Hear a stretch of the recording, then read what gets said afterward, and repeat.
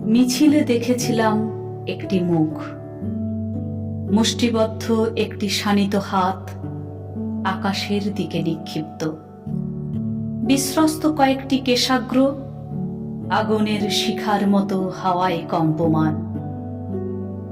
ময়দানে মিশে গেলেও ঝঞ্ঝাক্ষুব্ধ জনসমুদ্রের ফেনিল চূড়ায় ফসফরাসের মতো জল করতে থাকলো মিছিলের সেই মুখ।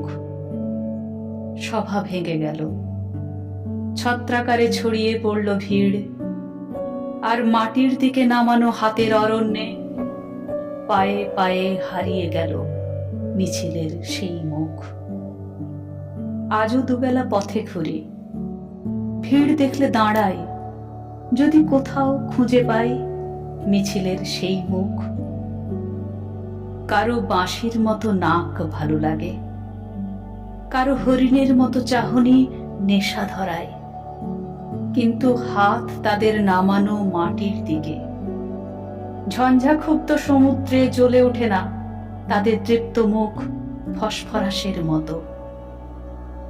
আমাকে উজ্জীবিত করে সমুদ্রের একটি স্বপ্ন, মিছিলের একটি মুখ। অন্য সব মুখ যখন দুর্মূল্য প্রসাধনের প্রতিযোগিতায় কুৎসিত বিকৃতিকে চাপার চেষ্টা করে, পচা শবের দুর্গন্ধ ঢাকার জন্যে গায়ে সুগন্ধি ঢালে, তখন অপ্রতিদ্বন্দ্বী সেই মুখ নিষ্কষিত তরবারির মতো জেগে উঠে আমাকে জাগায়। অন্ধকারে হাতে হাতে তাই গুঁজে দিই আমি নিষিদ্ধ এক ইস্তাহার।